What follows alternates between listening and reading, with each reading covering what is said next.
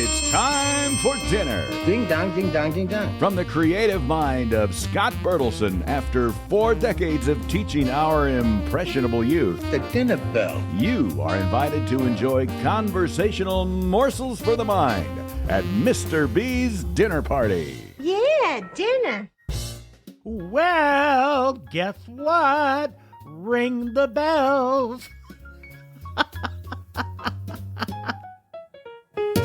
Mr. B's got a table so wide. Pull up a chair, let your worries slide.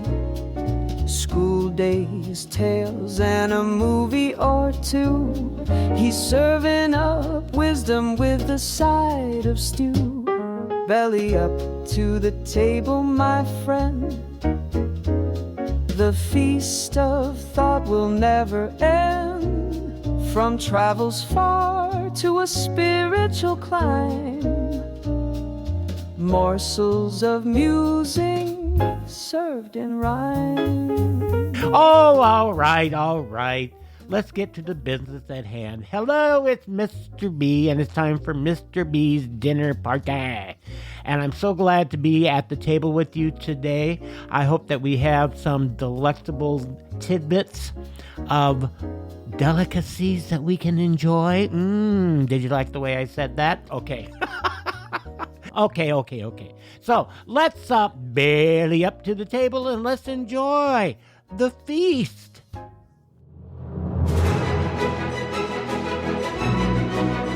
Friends, for as long as I can remember, there have been a few events that on television I have always enjoyed. I used to really enjoy when The Wizard of Oz was on CBS once a year, and we'd all gather around the television and watch this wonderful classic about going down the yellow brick road.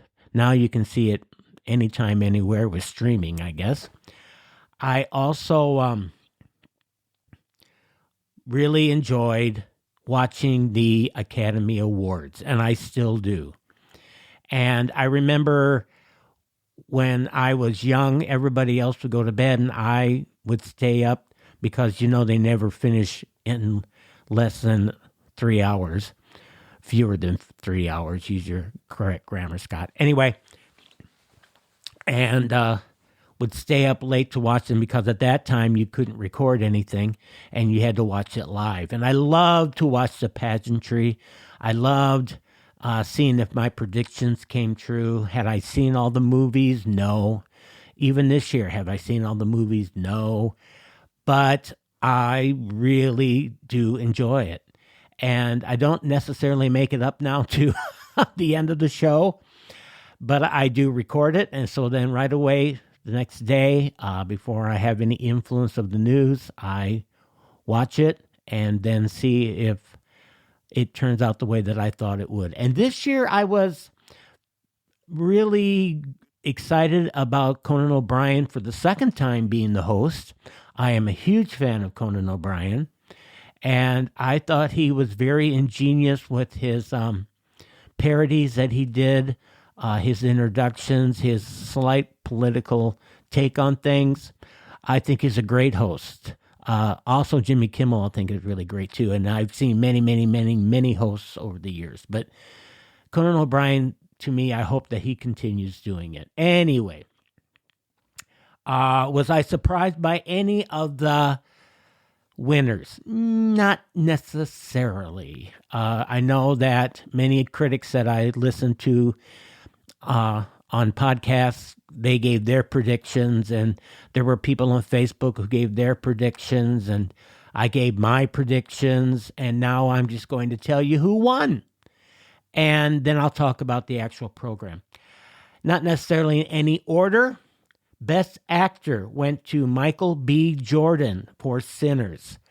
I was ecstatic when this happened. Ecstatic. I think Michael B. Jordan is a superb actor. Fruitvale Station. He directed the third Creed movie and starred in it. In Black Panther. And in Sinners, which I've seen a couple times and I'll probably rewatch. is such a great film. It was nominated for 16 Academy Awards. 16, my friends!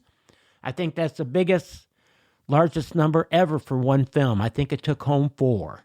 So congratulations to Sinners, which you can see on HBO Max at this time. Anyway, he's one of very few black actors who has won the Academy Award for Best Actor. I think Denzel Washington has won. Of course, my memory doesn't help me at this time.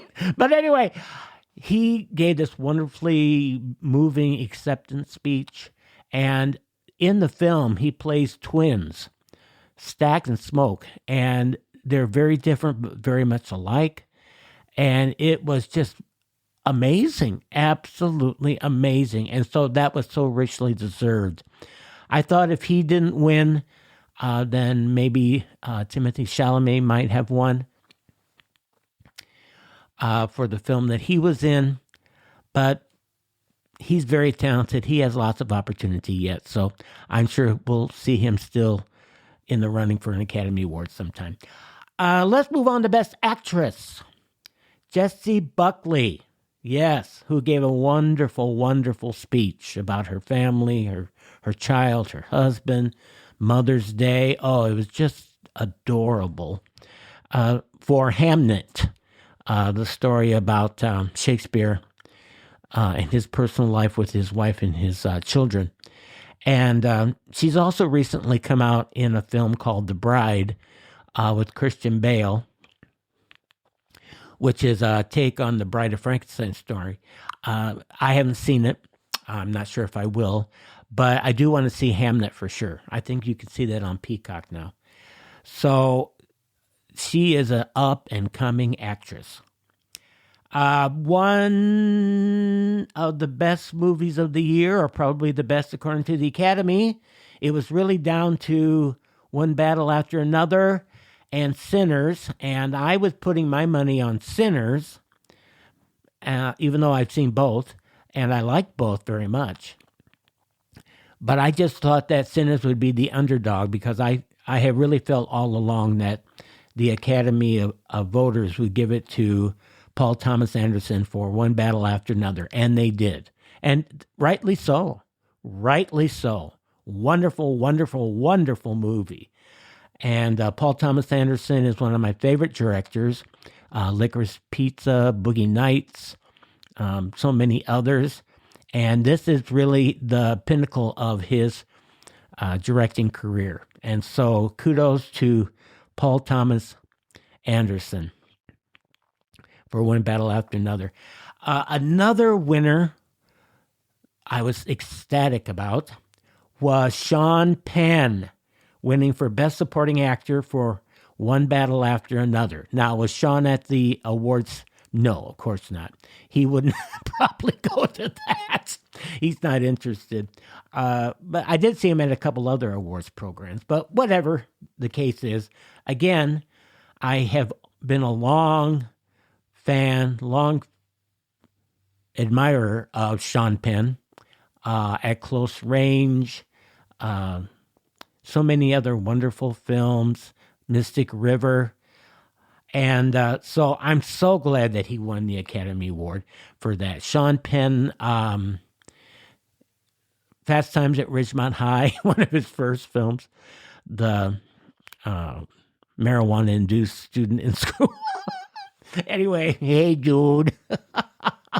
Oh, bad impression.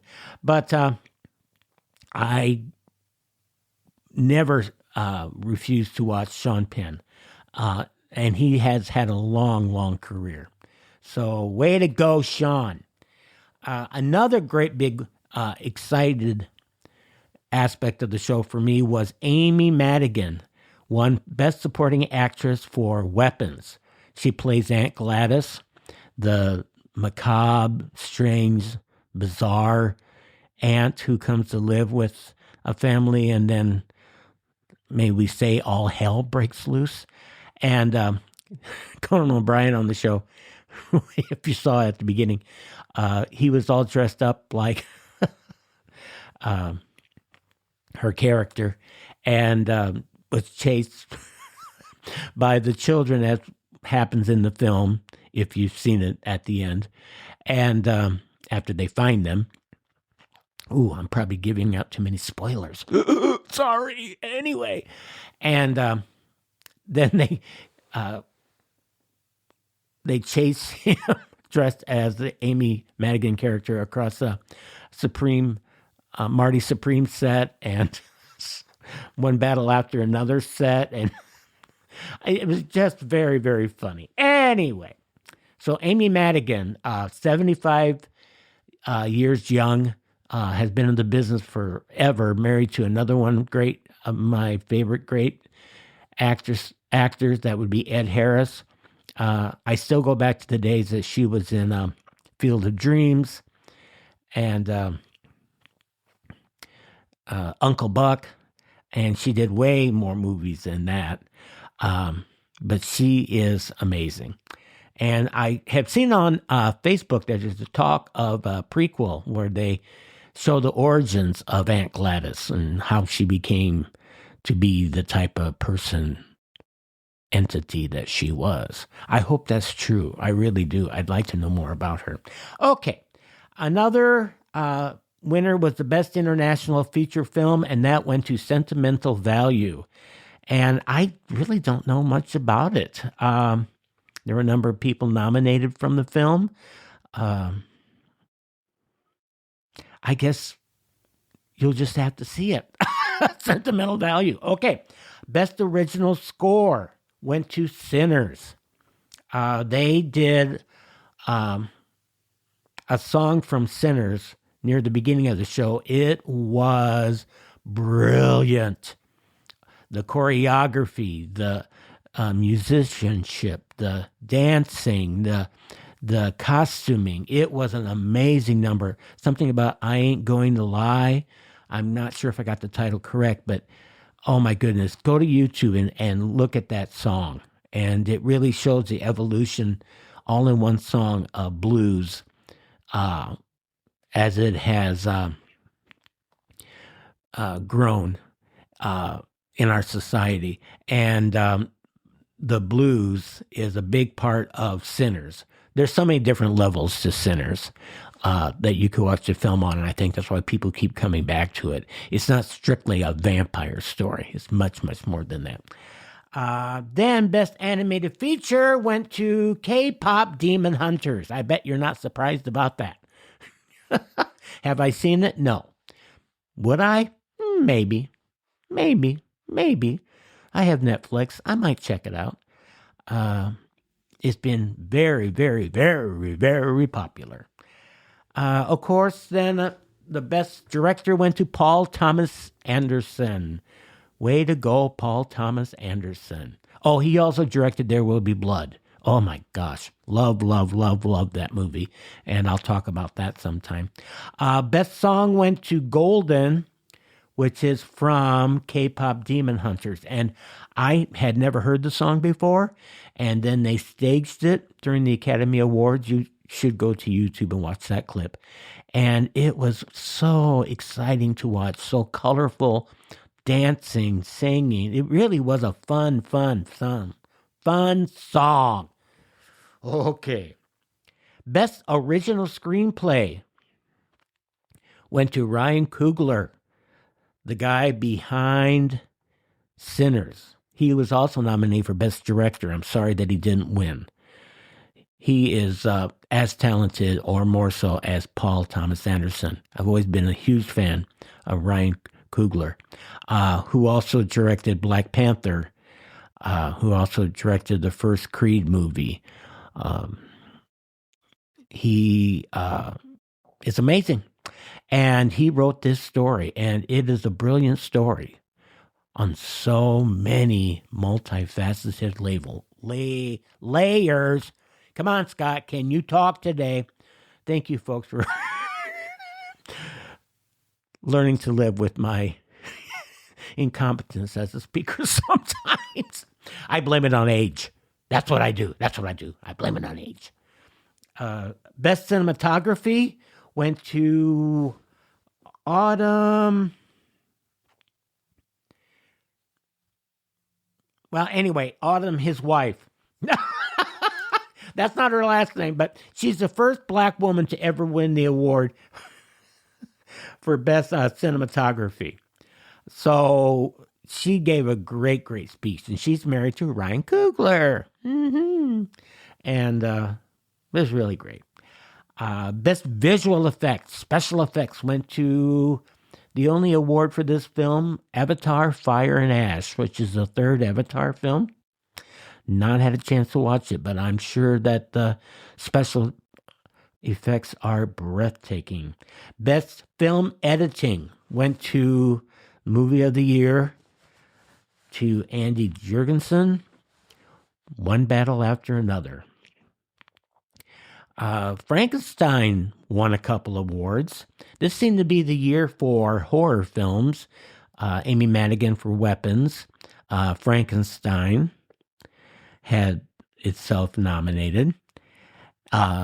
Frankenstein won for Best Makeup and Hairstyle and Best Costume Design. And this is on, as I think I've shared with you before, this is on Netflix. And it is a lavish, over-the-top interpretation of the Frankenstein story, which has been done 1,000,000 times before. But not like this. This is the best I have ever seen.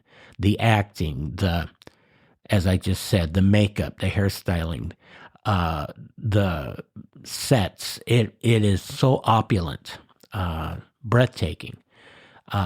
Even if you don't care about the Frankenstein story, I highly recommend you see this film on Netflix for the story. The story is amazing. We all know the story to some degree, but yet this film goes in a direction that many films have not gone. So I recommend that. All right. And with that being said, best adapted screenplay from a book went to One Battle After Another. Also, best production design went to Frankenstein. And best sound went to the movie F1, which is a Brad Pitt movie about racing, which I still have not seen either, which I really would like to.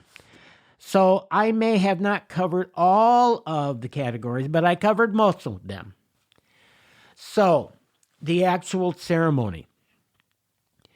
There was a moment where they did in memoriam. That's for all of the actors, producers, directors, anybody affiliated with film has died in the last year.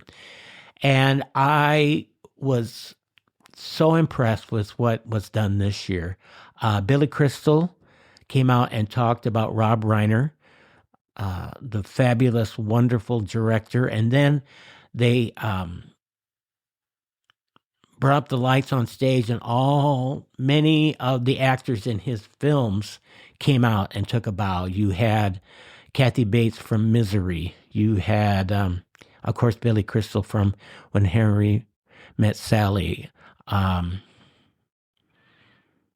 had Meg Ryan from Harry Met Sally. You had so many other actors from the great library of films that he directed.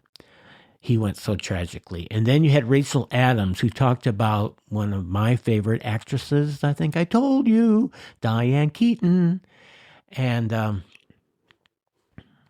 also talked about Diane Ladd, who is a great actress, and also O'Hara. I can't think of her first name now. I should have it in front of me, shouldn't I? Yes. She starred in Beetlejuice, and then she starred in Schitt's Creek. So anyway, and the mother in Home Alone, Kevin. Anyway, but the greatest moment for the evening for that was when my ultimate favorite singer, director, actress, overall performer, Barbra Streisand, came out and did a tribute to Robert Redford. Now, they only starred in one film together, the classic, The Way We Were.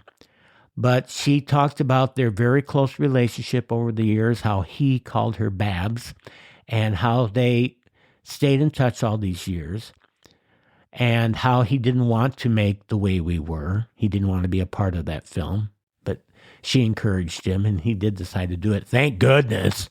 I can't see anybody else playing that part. And then, of course, she sang a few lyrics of The Way We Were at the end of it. Now, Barbara is in her mid-80s. She's aging just like the rest of us. She doesn't go out in public much anymore. And her singing isn't probably of the quality that it would be in the 70s and 80s or 90s. I mean, I get that. But still, to hear her sing was a moment to cherish. It was so great. It was so great. So with the great amount of actors, and nobody got hit during the show, no slapping, no Will Smith problem like we had before years ago with Chris Rock, I think it was. Everybody got along. It was very lighthearted. The musical numbers were great. Again, kudos to Conan for his great expertise and ingenuity in creating this role as a host. And it was just a great celebration of film. Oh, also too, it was a reuniting of the Bridesmaids, the original Bridesmaids 15 years ago, I believe it's been, came out on stage, and that was really fun to see them. So if you get a chance, go to YouTube. If you missed the ceremony and see some highlights from the show, you can see Conan's opening monologue. You can see musical numbers. You can see acceptance speeches. I really, the only thing I didn't like was, and I know this happens every year, is that say that in an event there's 2 to 3 or 4 winners, and they all come up on stage and they all want to talk, and I get that this is their moment, but then the orchestra cuts them off because they have to try to keep it to a time limit, and it just, to me, seems incredibly rude to do that when you have worked so hard to reach this pinnacle. But that's what happened in a number of cases. Now, of course, they wouldn't do that for Best Actor, Best Actress, or anything like that. But for smaller, maybe less well-known awards, I noticed that they did this. So leaving some of the speakers in a rather awkward moment. I remember one in particular where the music just started blaring and the guy was still talking and he just stopped because he knew he had lost the battle. So, again, I still think it's a wonderful, wonderful, wonderful show. It's going to be going to YouTube in a few years now to be on there live instead of on network television. Pros and cons? I don't know. But anyway, I hope that I've given you some advice as to some movie viewing if you haven't seen any of these films. I guess, and I probably have said this before, the two I really, really recommend would be Sinners and One Battle After Another. And get out and see them, or sit in your chair and stream it. So there you go. So that's what I have to say about the Academy Awards. I'm just hoping sometime they'll invite me and I can sit in the front row with Michael B. Jordan. Do you think? For the next course, come one, come all. Nothing spoiled here. From comfort classics to what's hot now. Film reviews from Mr. B's Rewatchables. Oh, happy cinematic friends. I have so many films I still want to talk about.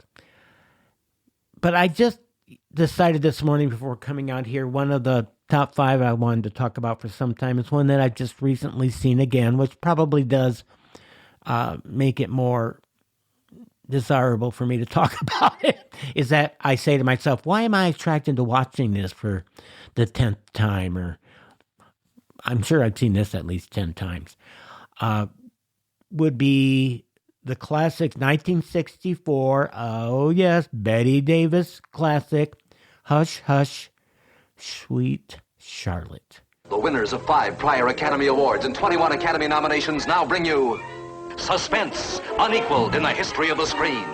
Shock that will leave you speechless. Now, this came after the success of Whatever Happened to Baby Jane in 1960-61. Huge, huge success for Bette Davis and Joan Crawford. It rejuvenated their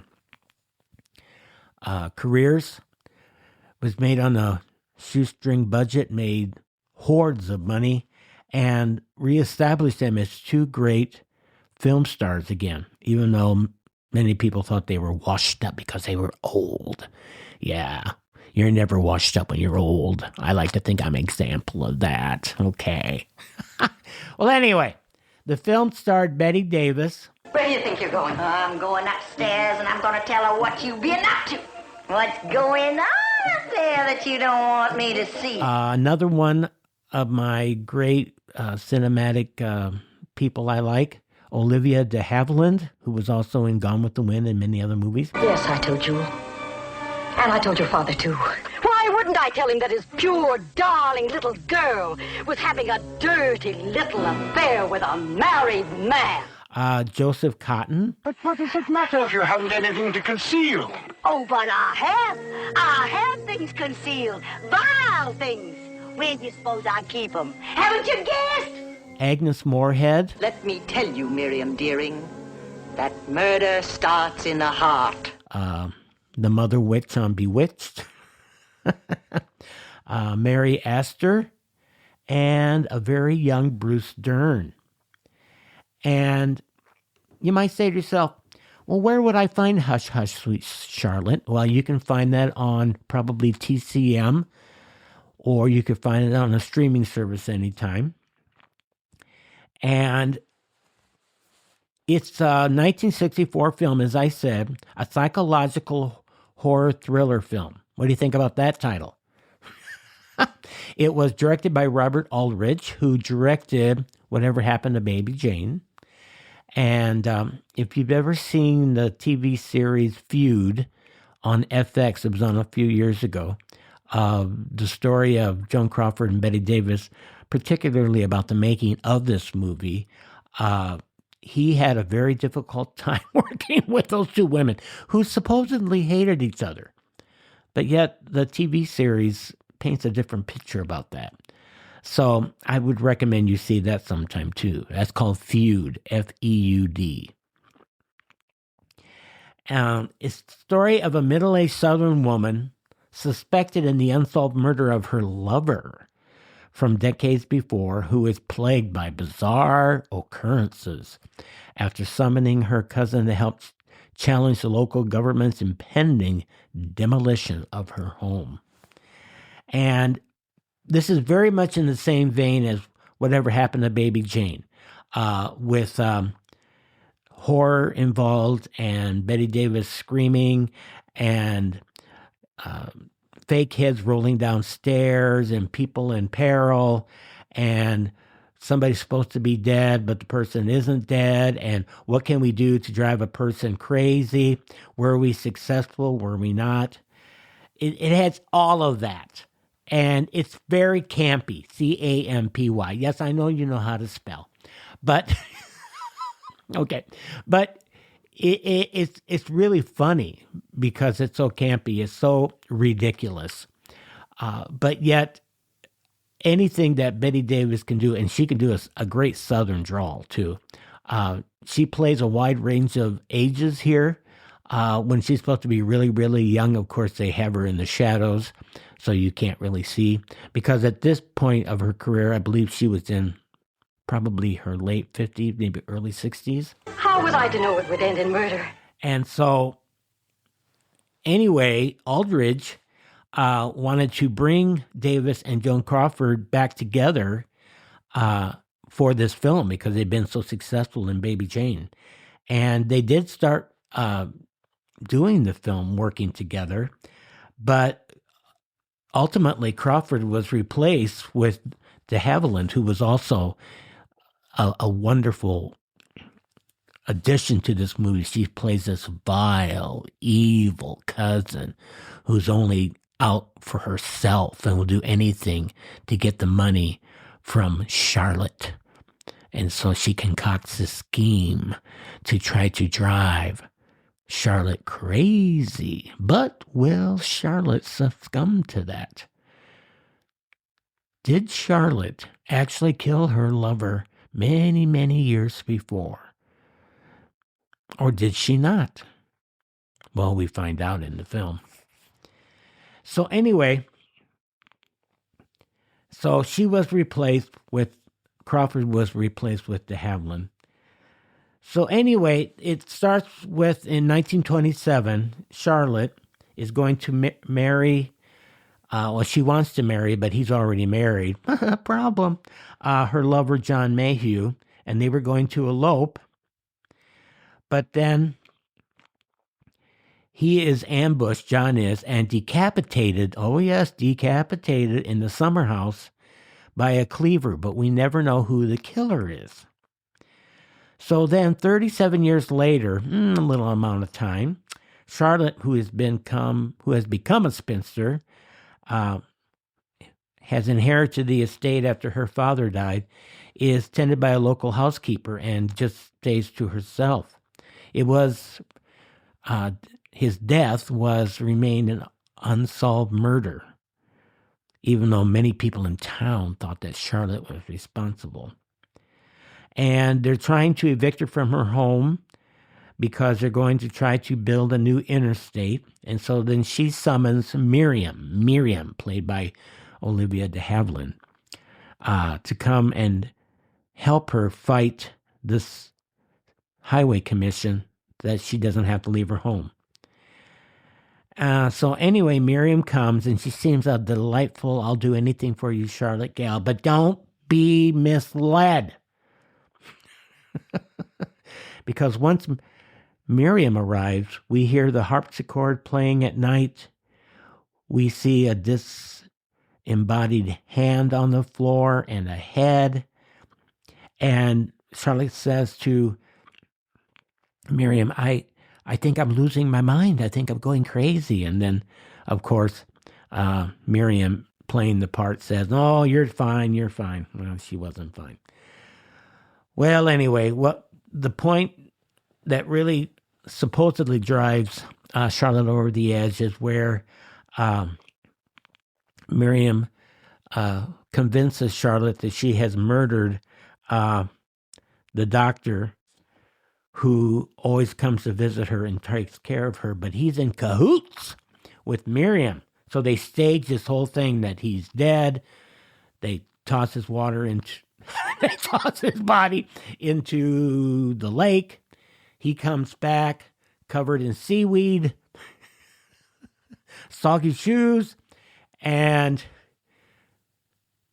presents himself to Charlotte. Well, supposedly that was it. That was the ticket to insanity for Charlotte. But then we find out that Miriam, all these years, witnessed who actually killed John years and years before. And that was his wife, played by Mary Esther. And she's been blackmailing her all these years, draining her dry of all her money, so she will never tell people that she was the killer. So anyway, they admit all this once they think they've driven Charlotte to crazy town and left her on the street. And Charlotte kills him. And a crowd gathers the next day, and Charlotte gets an envelope which tells her, because this woman who did kill John has died, she said, give Charlotte this envelope after I die, only after I die. And finds out that she never was involved with that killing of her lover. And so the police take her away. We don't know what happens to Charlotte. We don't know what happens to the house. But Charlotte has her sanity.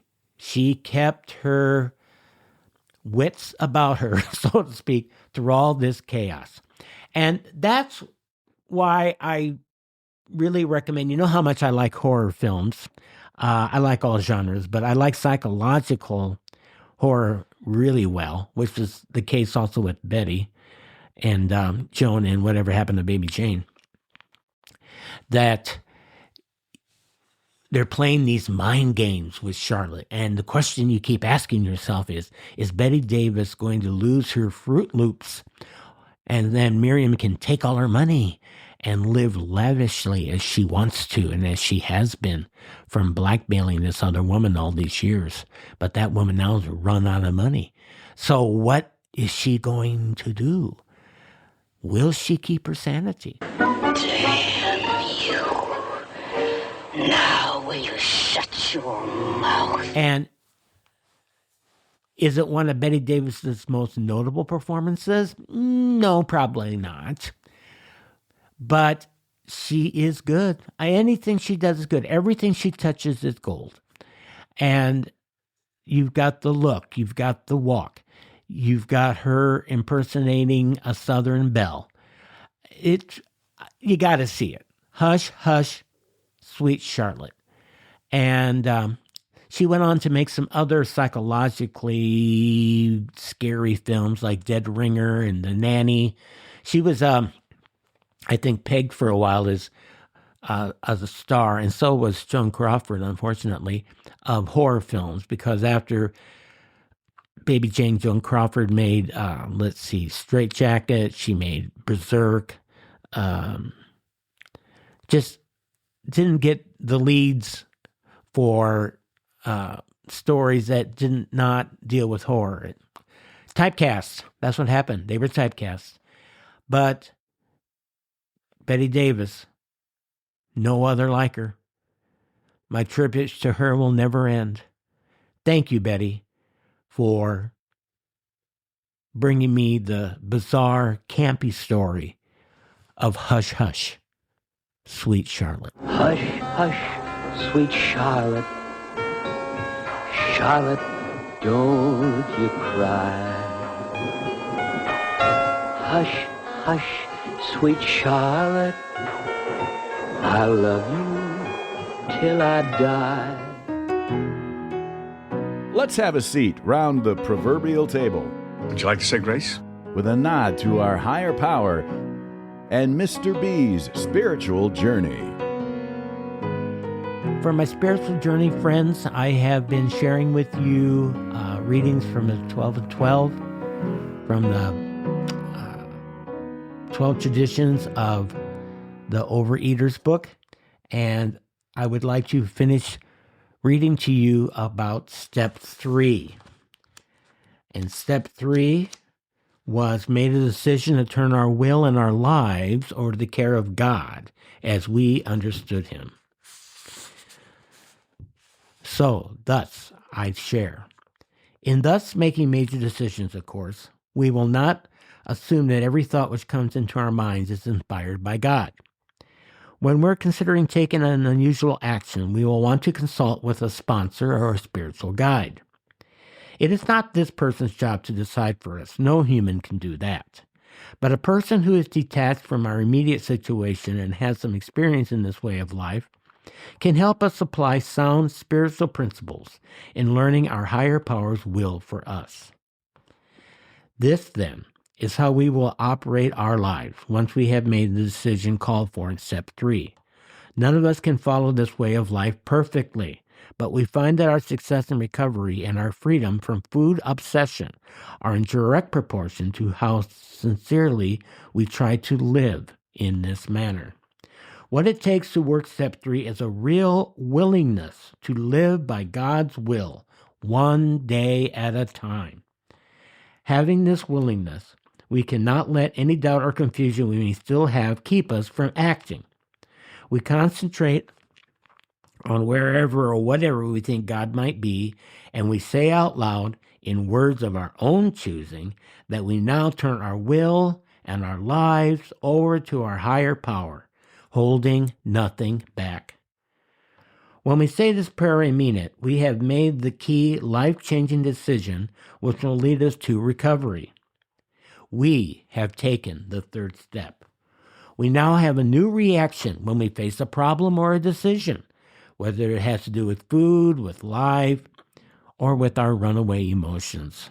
Instead of acting on impulse, we pause long enough to learn God's will. Then instead of resorting to willpower, we relax and reach out to receive help from our higher power. All we need to say is, God, please help me do your will. Once we compulsive overeaters truly take the third step, we cannot fail to recover. As we live out our decision day by day, our higher power guides us through the remaining 9 steps.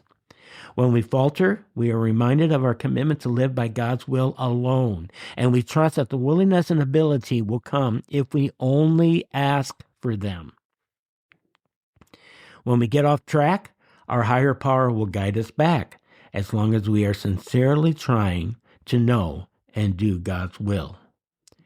We can confidently face any situation life brings because we no longer have to face it alone.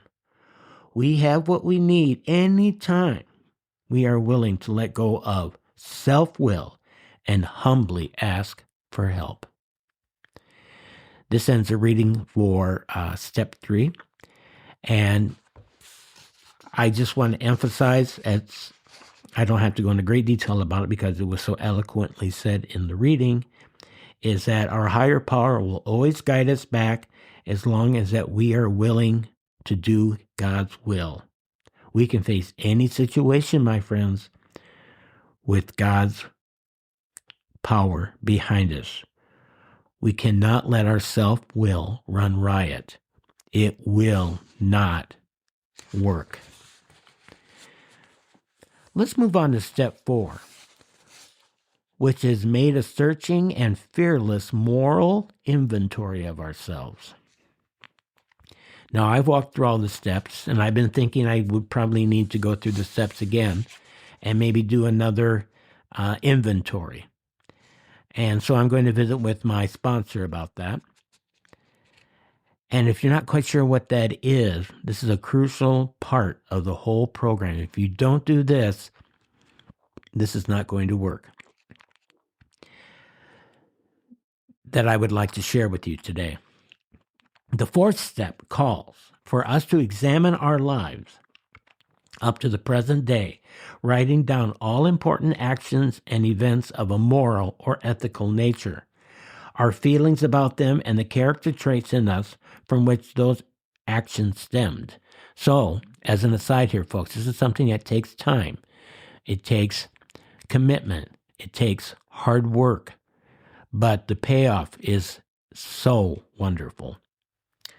Writing this inventory is an important process which tests our commitment to the 12-step program. How can we face this challenge fearlessly as the step asks us to do? Those who have completed step 4 have found that taking this searching and fearless moral inventory is one of the most loving things we have ever done for ourselves. And I would attest to that, yes. I share things with my sponsor that I thought I would never be able to share because I just felt ashamed. I felt humiliated. And I didn't think anybody would accept me if I voiced what I thought I had done that was so horrible. And you know what? My sponsor accepted me no matter what. No judgment. What a great way to live. No judgment. As we took an honest look at the past and what we'd been and what we'd done, we began to understand ourselves better. That understanding was the beginning of emotional healing. Many of us have lived our lives up to this point with a secret feeling of shame, and I surely was one of them. We carry deep in our hearts the feeling that we were worthless, insignificant. Often this shame stemmed from unresolved guilt over mistakes we never fully dealt with. We had never faced our wrongs honestly and acknowledged them, so we were left feeling ashamed. Writing our step 4 inventory enables us to begin cleaning up the messes of the past so we could start life afresh. The self-analysis we do in step 4 is essential to our recovery from compulsive eating. This step continues a process of transformation which began with our admission of powerlessness in step 1, a process of increasing honesty and self-awareness that will gradually free us from our bondage to self. Our past problems have been controlling our actions and feelings for years, often in ways of which we are not aware. As we face the problems, they lose their power to overwhelm and control us. The chains of self-obsession drop from us one by one, and we are able to know and do our higher power's will more easily, without the need to protect ourselves from uncomfortable feelings by eating compulsively.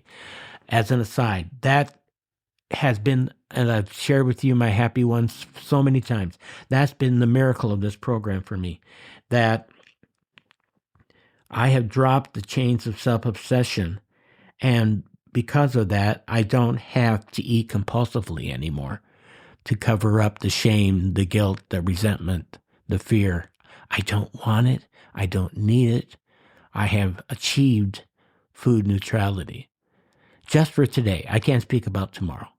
But for today, I am free of that obsession. Back to the reading. We find it best to approach this inventory with the word fearless and searching uppermost in our minds. Many of us have become experts in self-deception. Oh, yes.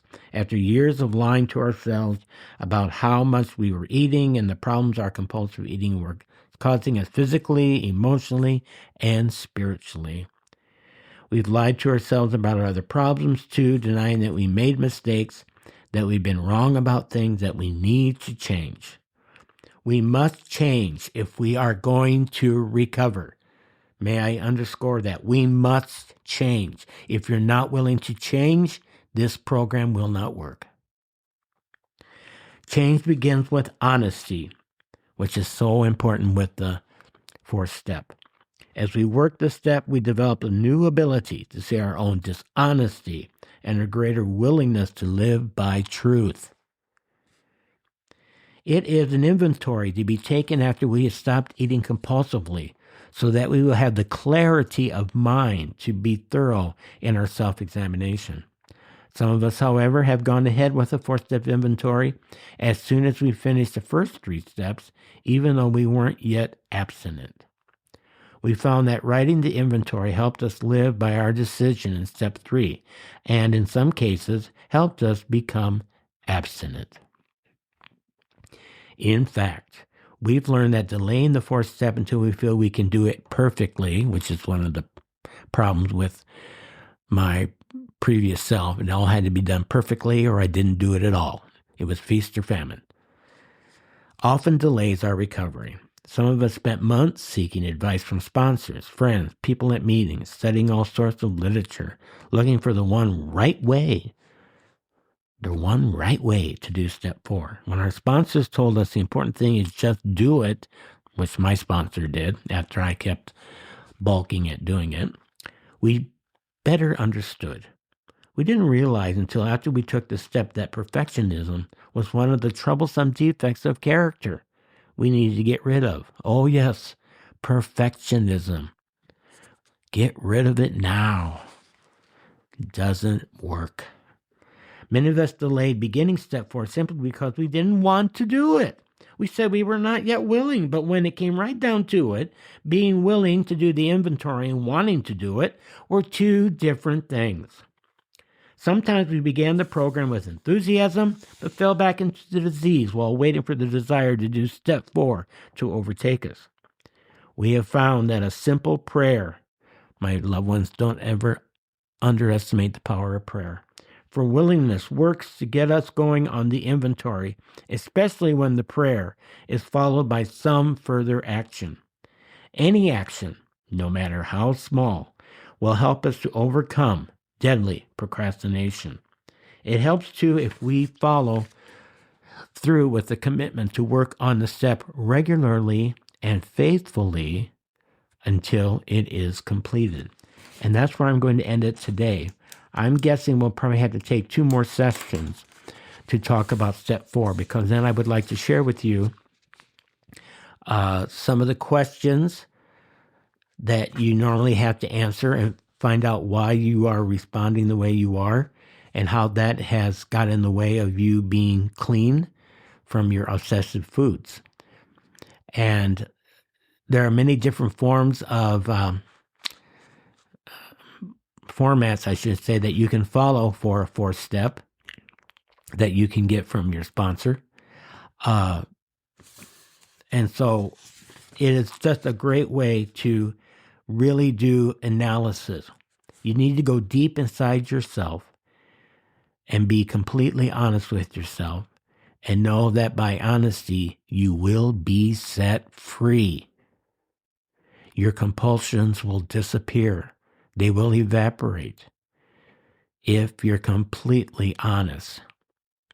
If you ever feel that they're creeping back in after you've done a fourth step, then it's time to sit down and do another one, or it's time to just isolate some of your character defects and try to figure out why they're trying to run your life again. But the only entity that should be running your life, my loved ones, should be your higher power. For me, that is God. And God directs me every day. I give my stubborn willfulness to Him every single day and let Him take care of me. And know that my higher power loves me, and He loves you too. No matter what your religious background is or you're not religious, we have to believe that there is a power greater than ourselves in order for this program to work. Hello, friends and neighbors. Welcome to the Sunny Side of Life Bible in a Year experience.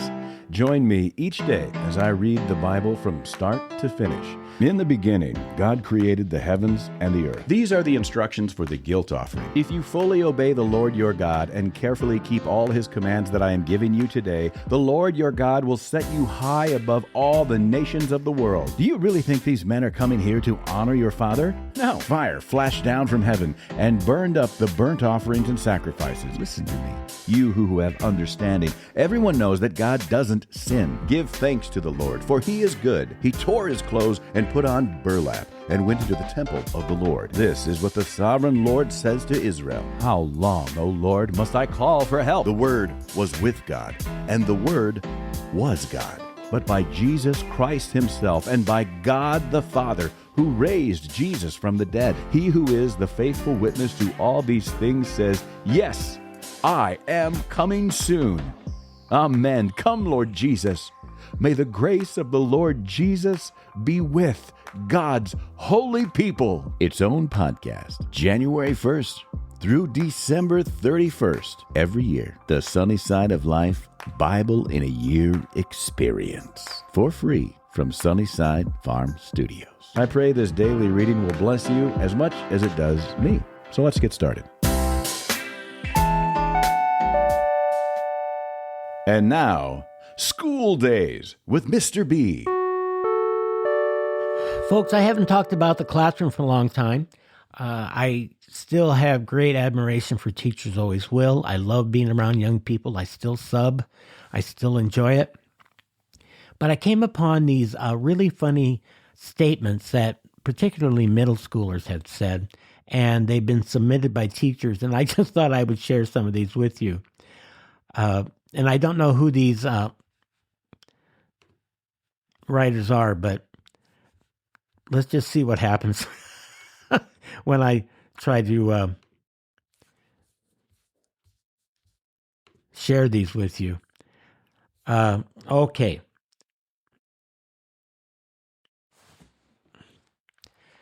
I just try to give an introduction for a section on middle school. You can scrap that. Let's use this one instead. Folks, I still have great love for the classroom, even though I've been out of it now for coming up on 7 years. I'm still there with subbing, and I still feel like I'm in tune with young people, and I love visiting with teachers about their issues and their statements about what life is like. But I have really particularly grown fond of middle school students. Now, many terms could be used for middle schoolers. Hygiene, respect, lots of different things. Okay, Troy, let's try this for the third time. Disregard the last two introductions. Middle schoolers are a lot of fun, my friends. I still love subbing. I've been out of the regular classroom for coming up on 7 years, but that doesn't mean that I don't love going back. And one of the things I've learned about high schoolers and particularly middle schoolers would be their slang use that they use. And I don't always understand being out of the classroom now what it means. And so if they ask me to repeat something, I normally don't, because I'm afraid that it might be something sexually oriented and I don't want to get myself in that situation. But here's just a list of some of the current slang terms that I've heard and I found online that maybe you can hear from your middle schooler at home. 6'7", oh yeah, also known as 67 or just 6'7", is a comedic interruption when anybody mentions a number or basically anything close to the word 6 or 7. I do think this is dying out some. I thought last year it was just horrifically popular. Actually, it was nauseating. And they would come up to me and say, do the 6'7" or say 6'7", and I wouldn't do it because, again, I thought it had sexual overtones. The meaning is really ambiguous. It really came from a song called Dote Dote 6'7" by a rapper, and also an American basketball star who is 6'7", kind of started it. And when I tell them this year, and I'm careful where I say this, that I'm now 67, they just splatter all over the walls. So I can't really talk about my age, or I have to admit I fib a little bit and say I'm not 67, but I am. Another term I hear is adulting, adulting. Which means to me what things an adult would do. For example, adulting is no fun. Why do I have to give all my money to the government? Well, there's a lot of questions that we, even adults, ask, but middle schoolers particularly want to know some of the answers. Here's another one, ate and left no crumbs. This is used when someone does an exceptional job at something. For example, Tamara just performed all of Bohemian Rhapsody by herself, ate and left no crumbs. Ate and left no crumbs. I like that. I've used that before. How about aura? Not just middle schoolers say this one. Describes the vibe somebody gives off. Did you see Dylan score the winning point in last night's game? His aura goes crazy. Another one is basic, a way to describe someone who's lacking originality, enjoys the most mainstream, predictable things. Yeah, a little insulting. It's kind of a put down, so you got to be careful of that word. I've heard it a couple times from middle schoolers to describe other people, but I do not in any shape or form encourage that. Baddie, B-A-D-D-I-E. Now this is a compliment, describing somebody looking good. They've never said that about me.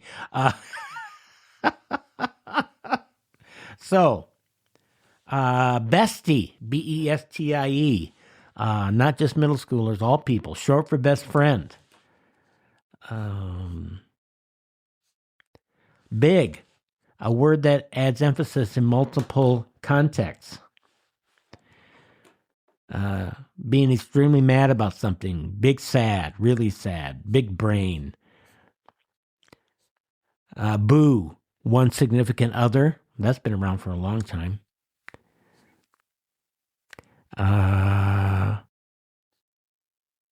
This one, brain rot, content that's uninspired internet slop or the act of watching said content. That's what teachers say to students. You are suffering from brain rot. Bruh. This is a more modern version of bro. Bruh. So anyway, that's not an extensive list, but I did want to share some. And maybe in the future, if I still have my brain engaged, that's always questionable, that I might have more. So I'll try to keep a list in my head or on paper, which then I'll lose it, of expressions I hear. But the prevalent one I have heard quite a bit, and I'm very happy to say not as much now, is the 6-7. And that spreads like wildfire. So let's stomp that out. Okay. But every age level has their own language to identify with. And that's what makes teaching, being in a classroom, so enjoyable. All right. More stories to tell later. Don't you forget this. Well, there you have it, folks. I shared a number of different topics with you today, but Mr. B has to go. Mr. B has things to do. But I do always hope that you'll take time, find one of my podcasts to listen to at any time while you are making a sculpture, painting the garage, whatever you want to do. It's your life. I listen to it in the morning when I'm getting ready for the day, and I am also in love with your new theme music. I sing and dance while I'm getting ready. Keep up the good work. So, until we commune again, this has been Mr. B at Mr. B's dinner party, and I'm going to escort you to the door, and I'll see you for delicacies next time. Television dramas and comedic reviews, pet peeves buzzing like honeydew blues, poetry sprinkled like salt on a dish, every word served with a twist and a swish. Belly up to the table, my friend. The feast of thought will never end, from travels far to a spiritual climb. Morsels of musing served in rhyme. Mr. B's Dinner Party is hosted by Scott Bertelson, edited and produced by Troy Thompson, recorded and distributed at Sunnyside Farm Studios, and platformed by Buzzsprout. Conversations flowing like fine red wine, world journeys mapped with tales divine. He's hosting a dinner for your hungry mind, a banquet of life where you can unwind. Belly up to the table, my friend. The feast of thought will never end, from travels far to a spiritual climb. Morsels of musings served in rhyme. Subscribe so you never miss an episode, and share with your friends.